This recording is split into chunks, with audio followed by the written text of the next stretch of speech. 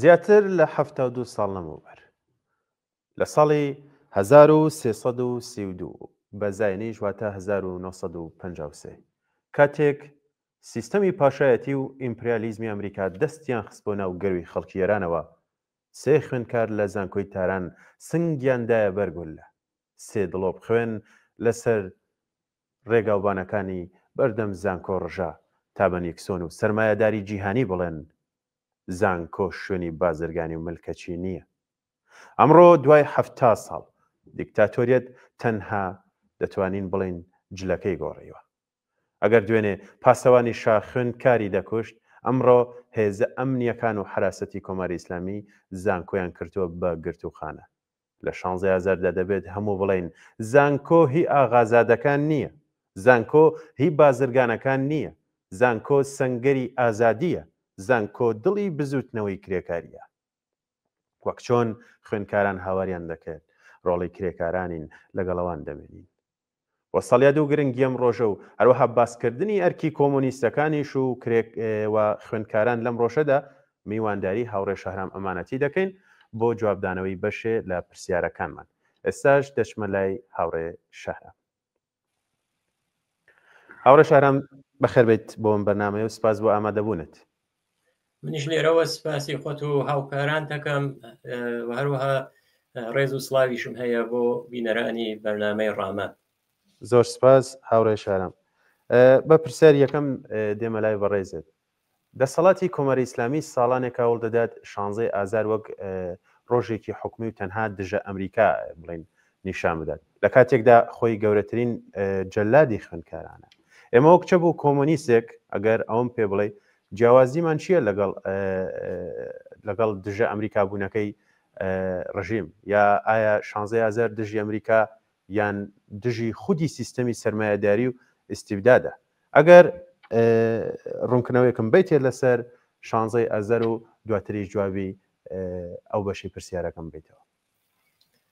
بەڵێ منیش هەوڵەدەم لە چوارچێوەی ئەوەی کە ڕەتی هەیە بە ڕۆژی خوێندکار یا 16 ئازەر هەر لەو چوارچێوەیە، چونکە ئەم بەحسێکی مفەسەڵە، شاید بەرنامەیەک دوو بەرنامەی بۆ خۆی گەرەک بێ، بەڵام ئەوەی کە وتم لە چوارچێوەی ڕۆژی دانیشتووە بێت، من سایەکەم هەر لەو چوارچێوە بێت، چونکە لەم ساڵانە بە تایبەت دوای شۆڕشی ژینا، ئەو سەردەمەی کە شۆڕشی ژینا لە جەریانە بوو، سەرۆکەلەی تاقمێک پیا بوون کە لە پەنجەرەوە دەرکرابوون و ئەم جارە ویستیان لە ناو بە دەرگا بێنە ژوورەوە، یانێ ئەوەی کە ئەم مەسئلەیانە جۆرێتر مەترەحەو کردەوە 57یەکان زدە ئامریکاییەکان بۆ مەسئلەی زدە ئامریکایی تا ئەوەی کە بە جمهوری ئیسلامی هەڵگەڕێتەوە، ئەوەیە کە ئەگەر دیارەمانیسە هەمووی یان سانسۆر کردووە لایەن بردووە، بەڵام ئەوەی کە لەو ئەسنادە، لەو سخۆنڕانیگەرە، لەو ئیتلاعیەگەرە کە پێشتر هاتووەتە دەرەوە کە خومینی ئەیدا دەرەوە، چاو کاتێک کە پێش ساڵی 42 لە خۆمە ئەیدا دەرەوە، چاو کاتانەی کە چوو بۆ عێراق و نەجەف، ئەو ئیتلاعیە یا ئەو سخۆنڕانیگەرە کە بە شێوەی نەوار ئەهاتە ناو وڵات، یەک کەلیمە، یەک وشە لەسەر ئامریکا چۆنیەتی معاملەکردن لەگەڵ ئامریکا قسە نەکرابوو. بۆ نمونە حتا ئیشارە کرابوو بە چین و رووسیە کە زاهرەن پەیامێک بوو بۆ ئەو کەسانەی کە لە ناوەی ئێرانە بوون و کۆمونیست بوون، بەڵام بۆ ئامریکا ئەسڵ باسێک لە ناو قسەکانیە نەبوو. بۆ چینە، بۆ ئینگلیس دیدگاگەرێکیان بوو، نسبەت بە ئینگلیس دیدگاگەرێکیان بوو ئەوان. ئەو مەسئلەی بریتانیا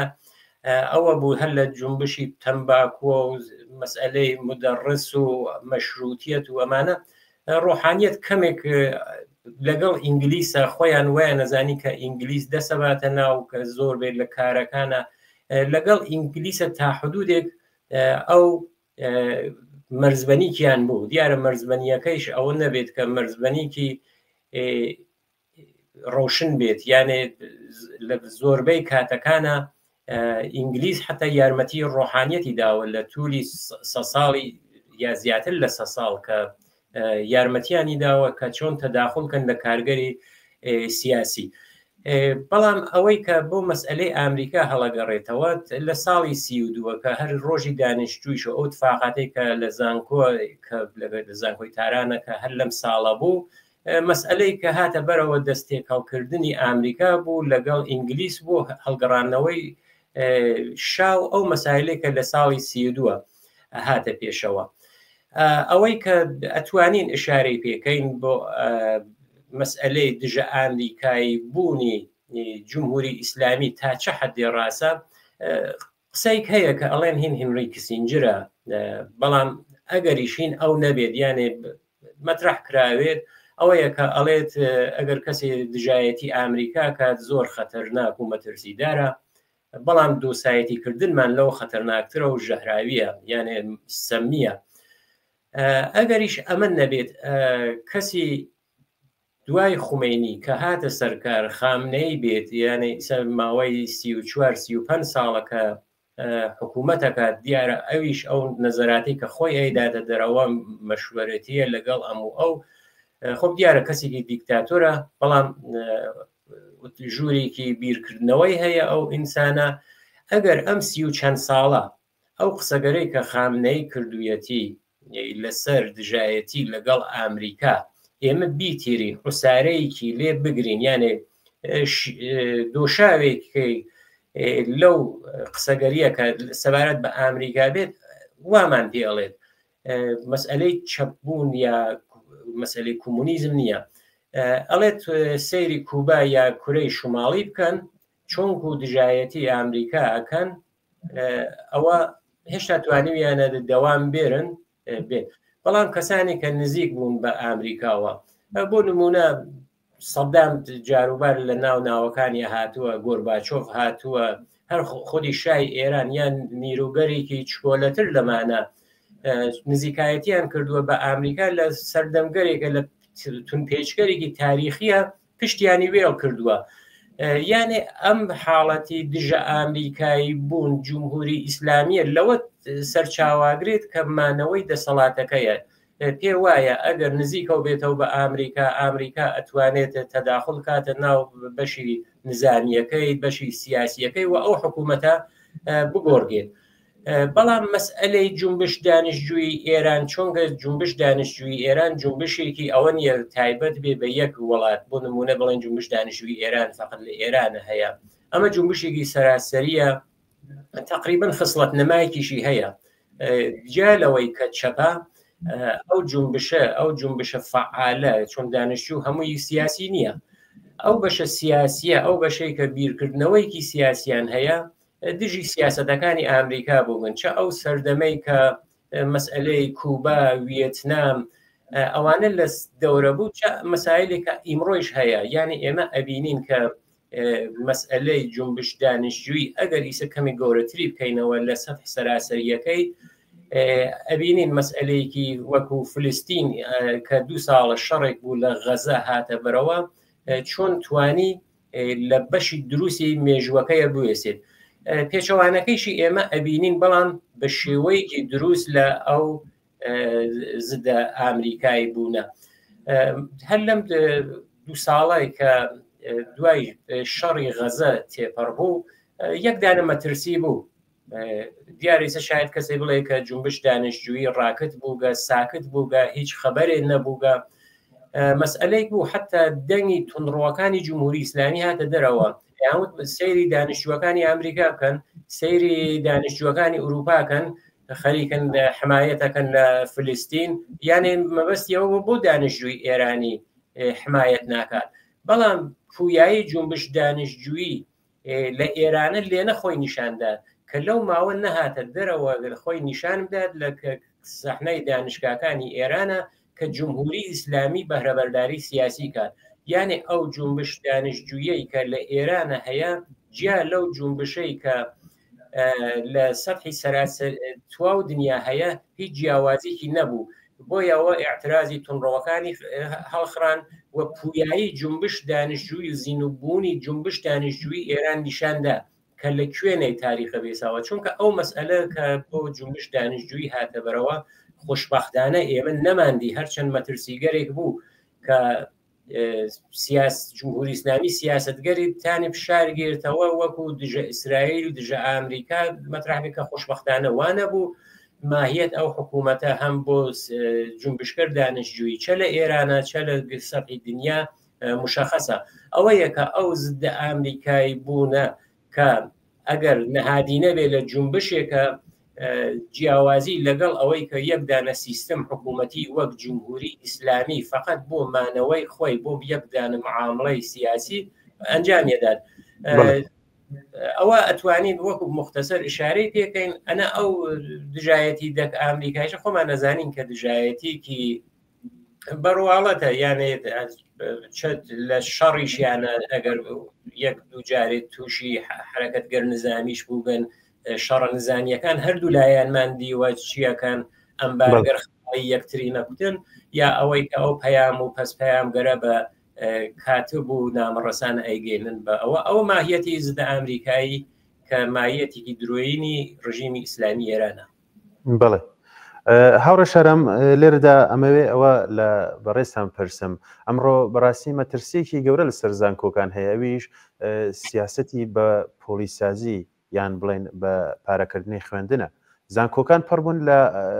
پەردیزی پولی شەوانە کە بەمەش منداڵی کرێکاران و توانم بڵم چینی هەژار لە خوێندن بێبەش دەکرێن ئایا دەتوانین بڵێن ئەمە جەنگێکی چینایەتی ئاشکرا نییە ئەگەر پێویست بە ڕوونکردنەوە بێ ئەتوانم لەم بابەتەوە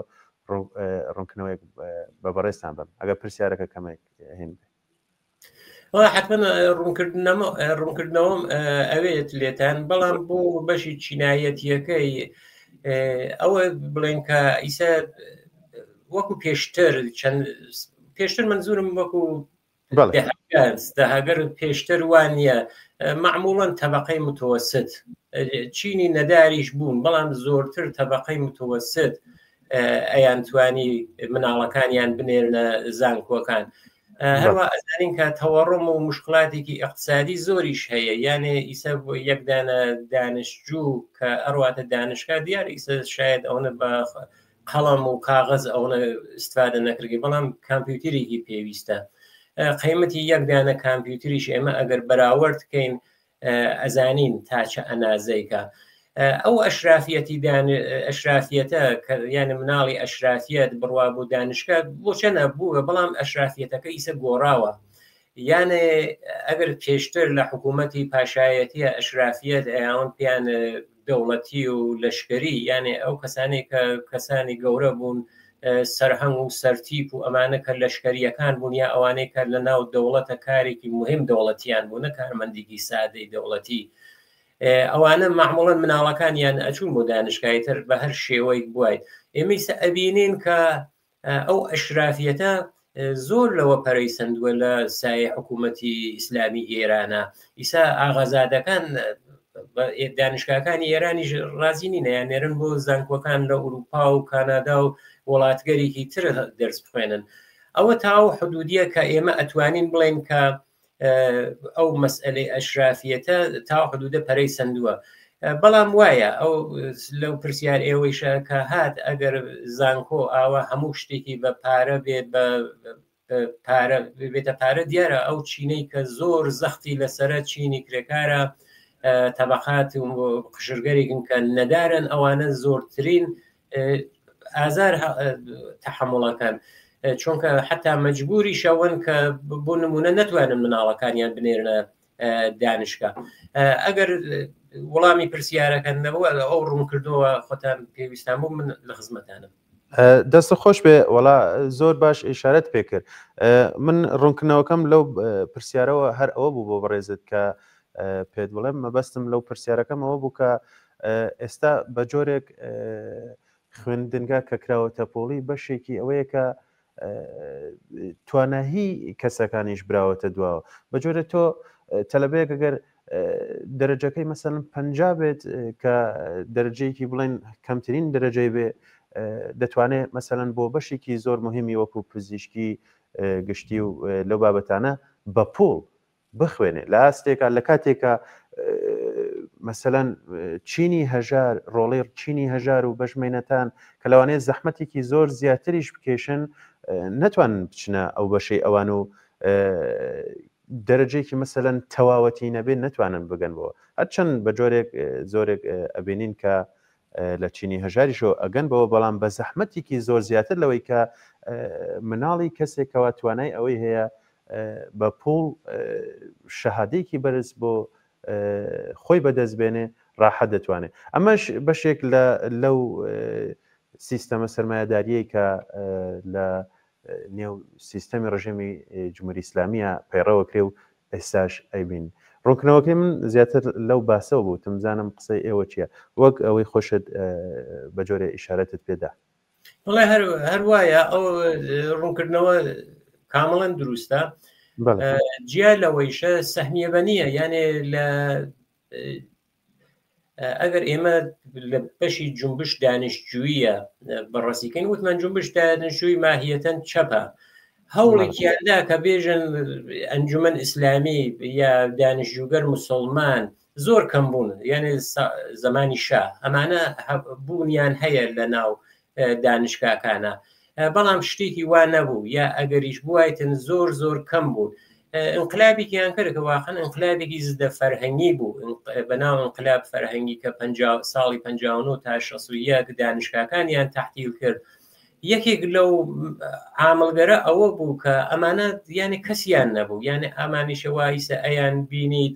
چه ئەوانیانە کە هانە ناو سپای پاسدارانە یا ئەوانیانە کە بە زۆر ئەچون دوسێ مانگ لە جبهەکانە بوونە یاون جبهەگەر شەڕ و یا معلولیەتێک یا شتێک تووشیانە بوو سەهمیان پیانەدا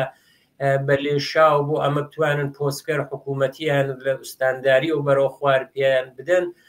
ئەمەشە یەکێک لەو سیستمە بوو کە فقط لە سیستمێکی حکوومەتی وەکو جمهوری ئیسلامی ڕەچاو کریا یعنی جیا لەو جیاوازیگەرە کە بۆ نمونە وایە بوو مناڵی چینی کرێکار ئەو ڕوتبەیە لایەقی ئەوە بوو کە ڕواتە بۆ نمونە ڕشتێکی وەک پزیشکی بخوێنێت بەڵام ئەو سەهمیەگەرە یانێ بە نمرەیەکی ڕوتبەیەکی کەمترەوە سەهمیە پزیشکیەکانیان ئەدا بەوان و بۆ نمونە ئەمانە ئەوە یاد نەتوانێت تەغییر ڕشتە بن یا دیسانەوە انتخاب ڕشتە بکەن یا ئەوەی کە مەجبور بوون ڕشتێکی خواردتر هەڵبژێرن ئەو مشکلاتە بوو ویسەیشە هەیە دیسانەوە هەیە ئەوانە مشکلاتێکە کە تقریبان دوای خیزشەکانی 96 و 98 ئەو کاتەی چەند کەسێکیان ئەو حسینی و شتەکە نەمانگشتیان کوژیان لەو شەڕ 12 ڕۆژە هاتن وتیان ئەبێت بیرێکی کەینەوە چونکە نسڵێکیان بوو هین ئەو دەورە چوون بۆ ئەم شەڕ ئێران و عێراق و ئەمانە بیریان لەوا کردەوە چۆن کەسانی تر بێرین کە قەرزارباری جمهوری ئیسلامیان کەین و سەهمیان پێبین و بیان نێرین بۆ دانیشگاکان بەداخەوە تەبعیزانیشە جیا لەو تەبعیزگەر فشارگەر اقتصادی هەیە کە لە هەردوو حاڵاتە یانە فشارێکی دوو بەرابەرە بە سەر چینی هەژار و فەقیرە بەڵێ هاوڕێ شارەم یەکێک لە جوانترین دروشمەکان لە بڵین کە هەبوو لە کۆندا بڵین ئەوە بوو کە خوێندکاران دەیانوت فەرزەندەی کاریگەرانین و لەگەڵ ئەوان ئەمێنینەوە لە دوای شۆڕشی ژیناش مانگرتنەکە یان مانگرتنە گەورەکانی کرێکارانی نەوت و پۆڵا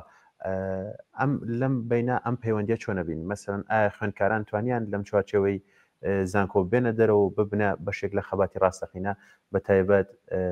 لە شۆڕشی ژینە و ئەو دەورە بۆ ئەو جنبشی خوێندکاران یا جنبش دانیشتجویی لە ئێرانە ئەتوانین شتێک بڵێن کە مەسئلەیەک بوو ئەوە من ناتانم بێژم غەڵەتە 100% یا 100% دروستە یا دەرەجە مەسەڵەن ئەوە نە لە ئێرانە لە زۆر وڵاتە بوو ئەیانوت ئەگەر لە شوێنێکە دانیشتجووەکان محتەرز بن زانکۆکان بشێوگەن بە یەکە ئەو حکوومەتە نەهایەتی 10 تا 15 ساڵ دەوام تێریت یعنی ئەوە وتم باسێک بوو دیارە شۆڕژی بەتایبەت ئینقلاب معنی خۆی خاصی خۆی هەیە فقط بە دانیشتجوو ناکرێت یعنی ئەگەر دانیشگایەک شلۆق و ئەوەی تر نیشانەدا یا 15 ساڵ دوای ئەوە ئەو حکوومەتە ئەگۆڕگێت بە ئەوش احتماڵی زۆر بە شۆڕشێکە بڕواتە پێشەوە دیارە خۆ بە جنبشکرد دانیشتجووی اعتراضات دانیشتجووی نەخشێکی عەزیمیان بووە بەڵام ئەوەی کە ئەو ساڵانە ئەو دروشمە کە دریا دانیشتجوو کرێکار اتحاد یا بۆ ئەو جنبشکەرە بوون کە جنبشەکان بەیەکەوە وەسڵ بن چونکە ئەو اعتراضاتی دانیشتجوویە کە لە ئێرانە بوو سعیان کردووە یعنی لەناو مەحەوتەی دانیشگاکانە بێت یعنی لە حەوشی دانیشگاکانە نێتە دەرەوە نێتە ناو پیادەڕۆی سەرجادەکە نێتە سەرجادەکە ساڵێکیشە خۆی زانیان هەستیان کرد کە خەتەرە وەزعیەت دانیشگاکان ئەوە بوو شەوانە چوون حمڵیان کرد بۆ ئەو فاجعیانە ساڵی 1378 خۆڵخان بە حادسەی کوی دانیشگا ئەناسرێت و کە ئەو بینەرانمان نەزانن کە چا فاجعەیەک بوو یانێ لە تاریخی دنیا تۆ حمڵەکەیت بە دانیشتجوو ئەوش لە ساعاتێکە کە نییە لەسەر کلاسە نییە لە حاڵی اعتراضە هەناو خابگاکەیە خەریکە ئیسراحەتەکات ئەو فەجاعەی کە خۆڵقاندیان و ئەو دانیشتجوگەرەی کە لە پەنجەرەی ساختمانەکان و لە تەبەقەی چەنومی ساختمانەکان و فڕیاندا خوارە ئەو کوشت و کوشتارە ئەوەی کە بۆ جنبشی دانیشتجووی یا ئەو جنبشە کرێکاریە ئەو ئەهمیەتی پیاکەرە بە پەراکەندگی ئەو جنبشکەرە بوو کە مەوزوعیەتی دا بەمە یعنی بۆ نمونە ئەگەر جنبشی کاریگەری ئەو جنبشێک بوو کە حتا بۆ کرێکارانیش سعیان ئەوە بوو کە لە ناو حەوش کارخانەکان و دەوروبەر کارخانەکانە بێت ئەو اعتراضگەرە نەیتە سەر سەتحی جادە و خیابانەکان ڕێگەوبانەکان بگرێت بەڵام ئەوە نیازێ بوو زەرورەتی بوو کە ئەو سەردەمە تەشخیص دریا جنبش دانیشتجووی ئەوەی زانی کە ناتوانێت خۆی قەتیسکاتەوە لە ناو دیوار و حەوشی دانیشگاکانە کە ئەبێت بڕات لە ناو جامعە خۆی نیشان بدات دیارە ئەگەر ڕۆزنامەیەکی دیواریش چاپ بکەن لەسەر ئەو زمانە کەمێ سەخت بوو بۆیان ئیسە بە هۆی بازێت تاکتیکگەری کە حکوومەتیش گۆڕیویە ئەوانی کەمێ ئاسان و سەلکاری کردووە لە بازی شوێنی تنیەکاتەوە حراست و نەهادگەرێتریان وەک بەسیج دانیشتجووی و حزبوڵاییەکان ئەوانە هەروەک ئەو ساڵانەی کە هێرشیان کردە سەر دانیشگاکان بە تایبەت لە ساڵ 1950 ئەو ماهیەتیانە هێشتا ماوە بەڵام ئەوەی کە بۆ جنبش دانیشتجوویەکەی هەڵەگەڕاوە ئەو بەشێک بوو کە بەشێکی چەپ بوو ئەو بشە چەپە هەمیشە زیینووە کە من لە یەکێک لە پرسیارەکان شارم کرد خسڵەت نمای جنبش دانیشتجووی چەپ بوونە ئەو زەرورەتە بوو کە ئەو سەردەما تەشخیصی درا بەنسبەت ئەو خیزشکەرە کە هاتە پێشەوە تا ئاخر دانەکەی کە ژن ژیان ئازادی بوو ئێمە بزوتنەوەی دانیشتجووی ئەبینین کە پایەکی سابت لەو بزوتنەوەگەرە بووگە حتا ئێمەشتا زیندانی ساڵی 96 کە دانیشتجوو بووە وەزعیەتیان نادیارە یعنی لە زیندانەکانە ماونەتەوە ئەگەر بە نسبەت ئەبینین چونکە لە شۆڕشی ژینا ئەو نسبەتە زۆر فراوان بوو یعنی بە 1000 نەفەر بوو لە ناو دەستگیرەکە ئەوانەی کە دەستگیر بوون بازداش بوون کە دانیشتجویان تێ بوو چەندە 1000 نەفەرێک کە بەشداریان کرد لە شۆڕشی ژینا ئەوە خۆی نیشانەدات کە ئەو بزوتنەوەی دانیشتجوویە چە پتانسیێڵێکی بەهێزە و ئەتوانێت ئەو ئینرژیە لە کاتی خۆیان ئازادی بکات بەڵام ئەوە بە معنی ئەوە نییە کە ئیسا ئەو دانیشتجوو کارێگەر دانیشتجوو معلم کارێگەر اتحادە ئەهمیەتی کەمەوە بووێتەوە من پێم وابێ خۆت ئەو بزوتنەوەگەرە کە هەمچە بزوتنەوەی خوێندکاری بزوتنەوەی کرێکاری ئەو ئەهمیەتە زانن کە ئەو وحدەتە ئەبێت هەر بەردەوام بێت بەڵێ هاوڕێ شارام لە دوای شۆڕشی ژن ژیان ئازادی زانکۆ بۆتە مەیدانی یەکەمی جەنگ لەسەر حیجاب و ئازادی ژنان فشارەکان لەسەر کچە خوێندکارەکان هەمولایەک دەزانین کە دووهێندێ ئەمە ئەوە لە بەڕێزت پرسم وە کۆمۆنیستێک چۆن دەڕوانی تەخەباتی کچە خوێندکارەکان دەتوانین بڵێن تا کاتێک ژنان ئازاد نەبن هیچ گۆڕانکاریەک لە زانکۆ و کۆمەڵگاشدا ڕوونادات خەباتی کچە خوێندکارەکان لە زانکۆکانە ئەبێت بەشێک بێت لەو خەباتەی کە لە زانکۆکانە هەیە یانێ ئەو چونکە تەفکیکی جمهوری ئیسلامی تەفکیکیانی کردووە تەفکیکی جنسیەتی یەکێک لەو دروشمانەی کە هێنایە گۆڕ وحدەتی حەوزە و دانشگا بوو بەڵام ئەبینین چە تەسهیلاتێکی بۆ حەوزەکان دیاری کرد بەڵام دانشگاکان عمەڵەن بوو بە وەکو پادگانێکی ئیدۆلۆژیکی پادگانێکی سیاسی حراسەتی دانا لە ناویە حەفازەتی دانیا لە ناویە بەسیج دانیشتجویی دەرس کلاس قورعان یا بەشی ڕۆحانیەتی هاور کە بەش ڕۆحانیەتەکەی چەند جۆرە بە شێوەیەک من پێم وابوو ئەمانە کەمە بوونەتەوە بەڵام پێی پرسیارێکە ماوەی لەمەوە پێش ماوەیەکی کورت لەمەوە پێش وتیانە ئەو دام و دەستگاگەرە هێشتا بە قووەتی خۆی هەتا خراپتریش زۆرترە بوونەتەوە یان ئەگەر لە بەشی ئیداری زانکۆی کە پێشتر یەکدانە مەلاتە بینی کە ئەڕواتویتە ئیسە زۆرە بوونەسەو یعنی ئەو گەرم ئەوە بڵێن کە ئەو هەموو فشارە زۆرتر لەسەر ئەوە بوو بکە لە حەوزەی ئەمانەی کە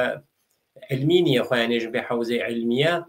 کە مەلا بەرهەم تێرێت ئاخۆن بەرهەمێنێت لەوێ ژن نابێت بە مەلایانی ئەو دەستگا گەر سەرکوتا ئەو دەستگاگەرە کە بزانن ڕەوابەتی دوودانە ئینسان چۆنە وەک زانکۆکان ئەگەر بەڕاستیکەین ئەبینین یانێ ئەگەریش زانکۆ وەکو حەوزەکان بوایت فقط خوێندکارەکان پیاو بوایتن ئەو هەموو دەستکانیە بۆیە ئەو تەفکیکە جنسیەتیە کە ئەکرێت ئەو فشارە لەسەر ئەوانە ئەوەیە کە خوێندکار ئەبێتە هەست کات کە خوێندکارە چە کوڕ بێت چە کچ بێت ئەوەیە کە ئەیان مافێکی یەکسانیان هەیە گیان لەوەیشە کەس حەقی بەسەر ئەوە نییە ئایا خوێندکارە ئەمە بۆ خوێندن هاتووەتە زانکۆ ئایا نوێژە خوێنێت یا نوێژ ناخوێنێت شعونات ئیسلامی بە قسەی خۆیان ڕعایەت ئەکات یا ڕعایەتی ناکات ئەمە ئەو دەستکاسەکە لەسەری ئەوانە بەڵام وەکو ئەوەی کە بۆ داهاتوو یا جنبشی هەرچەنەوە بووە یان بەشێکی گیان نەبوونە لە بزوتنەوەی دانیشتجویی ئەوەیە کە متاڵەبات یانێ وەکو ئەو شعارگەرە تەرحکردن ئەبێت بەرابەری ژن و پیاو بێت بەرابەری ژن و پیاو بێت لە زانکۆکانە چونکە زانکۆ ئەگەر ژنان چونکە پێچەوانێ ئەوەی کە ئەو دەستگاگەردینی ئەیانوت مێشکی ژن وایە زۆر کار ناکات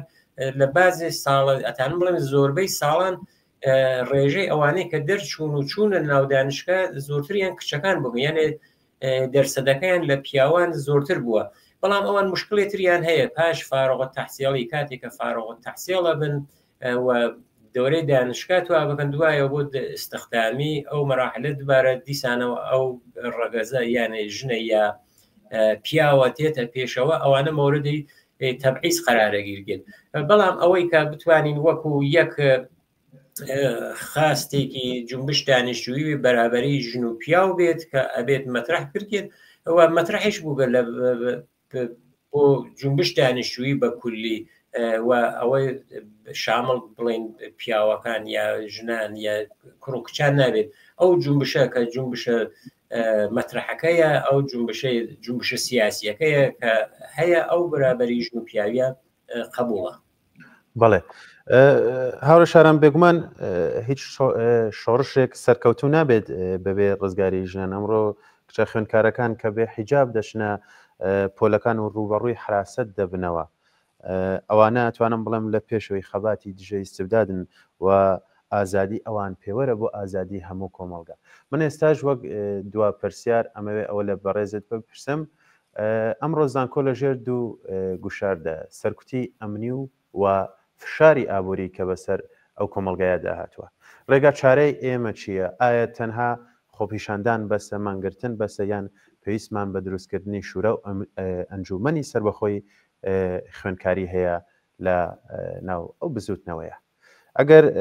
بکرێت جوابی ئەو پرسیارەشم بیتەوە.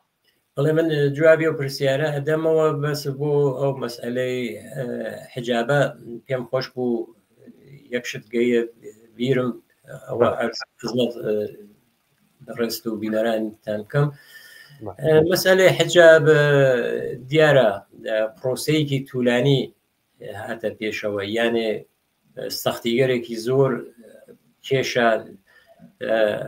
فقط خوێندکارەکانیش نەبوون، بەڕاستی بازێ لەو مامۆستا یا ئوستادگەر دانشگایش لەو خەباتە بەشدار بوون، چونکە زۆرێک لە دانیشتجووەکان بۆ نمونە ئیسێ شەروایە ئەگەر کچێک مەقنعەکەی یا ڕووسەریەکەی کەمێک بەدڵی ئەو حراست و حەفازەتگەر ناو زانکۆ نەبوو ستارەداریانیان نەکریانە ستارەدار، ئەمە ستارەدارە، یانێ دواتر نیشانەیان نەدا لێ کە حتا مشکڵاتیان بۆ دروستەکرد. ئیسە دیارەوە نیشانەدارگەرە فقط شامڵی کچان نابێت بۆ ئەو کوڕانیشە کە بیری سیاسیەکەنەوە، جوابی زۆربێژیەکانی ئەوانەی کە ئەو دەستگا سەرکوبە لە زانکۆکە هەن نایدەنەوە ستارەداریانەکەن کە یان ئێمانە مشەخەسن. بۆ نمونە واقعا ئەوە سیستمێکی بەردەداریە، پێشتر کەسێک زەمانگەر بەردەداری بەردەیان داخەکریا کەسی بچوایتە زیندان، ئەمانە لە ڕۆمی باستانەوە هاتووە، ئەو کەسە یا ناوتوێڵی یا شوێنێکی یان داخەکرد بۆ ئەمە ئەگەر شتێک قۆمیا بەفەرز بڕن یەکەم جارەوانە لە بەرچاوە بن، یانێ تۆ بزانە ئەو شێوەگەرەی قڕون وەستاییە کە جمهوری ئیسلامی لە ناو دانشگاکانە بەکارێبات. بەڵام خۆشبەختانە بۆ وەزعی کە خۆشت ئشارەت پێکرد لەو مەسئلەی حجابە، ئەوێنین کە ژنان بە مبارزەی خۆیان پێشڕەویگەرێکیان کردووە. تاو جێگەیشە ئەگەر من پرسیارەکەتم لە بیرماوێت لەسەر بزوتنەوەی دانیشتجویی بوو و ئەوەی کە چۆن لە دۆرەی تازە ئەگەر چۆن بێت، ئەمە بۆ جنبش دانیشتجویی وتمان کە جنبش دانیشتجویی تاریخەم ئەتر ئەزانین لە کام بەشە بێسیاگە. ئەو جنبشە جنبشێکە کە لە بەشی چەپی کۆمەڵگاکە بێسیاگە، جنبشگەرێکی اعترازی چەپە، بۆیە ئەوە مشخصە کە ئەو جنبش دانیشتجویە لە مشخصەی خۆی هەیە، ئیتر جنبشێکی چەپە. بەڕاستی من زۆر کەمی دیارە کەسانێک ئەگەر لیبرال بن یا گرایشێکی گرایشگەری تر ارتجاعیان بێت، ئەمانە باوەڕیان بە جنبشی گەر نییە، بەتایبەت بە جنبشی دانیشتجویی. ئەگەر بۆ ئەوەی کە لە شۆڕشی ژینایشەکە خۆت ئشارەت پێکرد، من حەزەکەم چونکە پرسیاری ئاخریشە ئەو مەسئلە کەمێ باسترە وکەینەوە، یانێ بۆ بەتایبەت چون بەرنامەکەیش بەرنامەیەکی کوردیە بۆ دانیشتووگەرێکە زمانیان کوردیە، مەسئلە گەرێکە هاتە پێشەوە بەتایبەت لە شۆڕشی ژینا، لە دوای شۆڕشی ژینا یەک دوو مەسئلە بوو کە من وەکو خۆم ئەگەر بزانم مهمە بۆ جنبشی دانیشتجویی ئەبێت چاوێکی بێ بخشێنین. یەکێکی ئەوەسە کە دانیشتجوو خصلەتێکی هەیە، یانێ کەسێکە دانیشتجووە کاتێککە دانیشتجوو ئەڕونە شارێکی تر، ئەچنە شارێکی تر کە دانیشن معموڵەن بەهۆی ئەوەی کە فشارێک گەریان هەست، خەرجیان هەست، وەزعیەت اقتصادیان جۆرێکە، ئەوەیە معموڵەن کەسانێکە بۆ نمونە هاوزوان بن لە دۆری یەکە جەمع بنەوە. حتا لەوە کورتتریش ئەگەر هاوشاری بن لە دۆری یەکە جەمە بنەوە، حتا ئەگەر هاومەحەلەیش بن، ئەمە خصلەتێکی منفی نییە، ئەمە وەکو حاڵەتێکە کە چۆنکە ئەگەر بە دەرد و خەمی یەکترین بۆ ئەوەی کە ئەگەر کەسێکیان چووە بۆ مەرەخەسی ئەمیاکە نەیتوانی پەیامێک بێرێتەوە، پوڵێکیان بۆ بێرێتەوە، ئەوە هەیە. بەڵام ئێمە لەو شۆڕشی ژینا کە یەک مەوردێ بوو بەتایبەت لە تارانە، لە تارانە چۆنی سە مەسئلەکە 3 ساڵی لێ بزەرێت و هیچ مەسئلەیەکی نییە، دیارە حرەکەتگەرێک شکڵی گرت کە مەسەڵەن ئەوە حرەکەتی دانیشتجویانی بۆ نمونە کوردی مقیمی مرکزە، لە سوورەتێکە ئەگەر تعدادەکەی ئەو کەسانە لە نەزەرە بگرین لە چاو ئەو جنبشە دانیشتجویە بەرفراوانە کە ئیسە بە تعدادیش ئێژن، من چۆن تعدادەکەی متمەینی مە ناتوانم ئەو تعدادەی کە ذکریەکەن ئەو تعدادە ئەوە نییە، یانێ ئەمە مەستم ئەوەیە کە جنبشی دانیشتجویی نابێت جیا بکرێتەوە، بۆ نمونە ئەمە بەشە بەلوچەکەس، ئەمە بەشی عەرەب زوانە، ئەوە گیلەکیە، ئەو جومشە چۆن جومبشی دانیشتجویی لە ئێرانە تاریخێکی خۆی هەیە. بۆ نمونە کاتی خۆی بۆ نمونە تورکیا ئەگەر جومبشگەرێکی دانیشتجویی بووگە ئەنکارا و ئیستانبولیان بوو ئەوێنین جومبش دانیشتجویی لە ئەنکارا بووگە چونکە ئەنکارا شاری سیاسی ئەو وڵاتەسا یا لە ئێرانە معموڵەن ئێمە ئەوە بینین کە چونکە تاران پایتەختی سیاسیە جوڵە سیاسیەکان زۆرتر لەوە ئەکردن ئەوە یەکەم من بۆ خوێندکارانی کورد یعنی بەشداری بکەن ئەوانە لە هەموو بێت ئەو وەحدەتی دانیشتجویە شێو جۆرێک نەبێت کە بێت بە دوای ئەوەی کە ئەو مەسئلە وا درگێتەوە کە تەفرەقە لە ناو جومبشی دانیشتجویە دروستکات حتا ئەوەی کە ئەو شعارەی ژن ژیان ئازادیە لە کوێنەوە هەڵخڕۆیە لە کوێنەوە هات ئەوەیشە دیارە سەرچاوەکانی کوێوە بوو دوای گەیە شارەکان ئەوە یەکدانە مۆرد بوو کە من گەرەکم بوو ئشارەی پێکەم لەسەر ێکی تریش ئەگەر هاوڕێ بارام چۆن مەسئلەیەکە لەم دواییە بە تایبەت زۆر مەترحەوێ لە سوشیال میدیا لە بازی ڕسانەگەرە لەسەر ئەوەی کە جومبشی دانیشتجویی لە سەد سەراسەریە بۆ نمونە بۆ مەسئلەی فلستین ئاوا گەرم و گوڕە بۆ نمونە بۆ مەسئلەی نەتەوەکانی تر ئینگانتر ئەگەر نازانم مەجای بەرنامەکەمان بێ من ئەزانم کاتی بەرنامەکەی ژێنە کاتمان زۆر نەماوە ئەگەر بکرێ بە کورتی باشە من ئەوە بە کورتی باسیەکەم وتم جومبشی چا بۆ خستڵت نمایی خۆی هەیە ئەو خستڵت نمایە دژە ئیمپریالیست بوونە دژە ئامریکا بوونە دژە ئیسرائیل بوونە ئێمە وەختێک ئێژین کە جومبشێکی سەراسەریە جومبشێکی جەهانیە ئەم جومبش دانیشتجویە ئەبینی لە مەقطعگەرێکی تاریخیە لە ناو نەتەوەگەرێکە کەسانێ بوو بنکەند خۆیان نزیک و کردوێتەوە بە هاوپەیمانێکی ئامریکا بە هاوپەیمانێکی ئیسرائیل بە خودی ئامریکا خۆیان نزیکە و کردوێتەوە معلومە جومبشی دانیشتجویی هیچ کاتێ خۆیان بە پشوانی ئەوان نازانێت لە سەریشی سەرمایە گوزارینە ئەسم بەجیە لە خۆی زانێت بن بۆ نمونەیەکی بچکۆلە بێرمەوە لە ڕۆژاوە ئەو شۆڕشەی کە لە ڕۆژاوە ڕوویدا واقعا خەریک بوو جێگەیە کردەوە ئەتوانم بە نسبەتەکانیش بێژم بەس بە هۆی بەرنامەکەی تر خەریکە بەرە دوایەکە من نارمەوە بەڵام خەریک و شوێنی خۆیە کردەوە یانە ڕێپای خۆیە کردەوە جیا لە بزوتنەوەی فلستین ئەو جومبش فلستینە خەریک و جێپای خۆیە کردەوە لە ناو جومبشکرد دانیشتجویە مەترح کردێت بەڵام ئەوی بینین خۆی نزیکە کاتەوە بە ئامریکا و جومبش دانیشتجویی خۆی کەمەکات و جومبش دانیشتجویی هوشیارە ئەوە ناڕوا بە بێژی باوە چواردەوری دوژمنە خۆ بێژێ دە فلستینی چواردەوری دۆسە ئەوە مسرە ئەوە لوبنانە ئەوە سووریەس ئەو سووریە ئەو کاتەسە ئەو چواردەوری دۆسە منزورم ئەوەسە ئەو خصلت نمایگەرە ئێمە ئەبێ بناسین یا هەوڵێک نەدراوە کە پەیوەندێک لەگەڵ جومبشی دانیشتجویە بگیرگێت بۆ نمونە ئەوە هەوڵ درراوە بە شۆن پارلەمانتارێکە دەرچێت کۆتوشواڵێک و کەراواتێک ئەکسێکی لەگەڵا بگریت پارلەمانتار لێنە 4 ساڵە دوای 4 ساڵەکە نامێنێتەوە یعنی ئەو هەوڵە نەدراوە کە لەگەڵ جومبشکرد دانیشتجویی کە جومبشێکی دانیشتجویە ئەوە یەکێک لەو مەسایل لەسەر کە جاروبار مەترحە کردگێ لە سوشیال میدیاکانە بۆ نمونە بۆ جومبشی جەهانی دانیشتجویی پشتیوانیەکات لە خەڵکی فلستین بۆ پشتیوانی ناکات دیارە من ئەوە بەحسێکی زۆر باستری گەرەکە ئەبێت تواو زەوایای بەڕاستیکەی بەڵام ئەزانم جووا و پرسیارەکەی تویش زۆر درێژی خەیل خولاسە ئەبووری ئەوە نکاتێ بوو بە تایبەت لە مەسئلەی شەڕی 12 ڕۆژە کە وەزعیەت و بەرخۆردی جومبشی دانیشتجویی لە ئێرانە چۆن بوو و ئەو وەزعیەتەی کە جومبشی دانیشتجویی نسبەت بە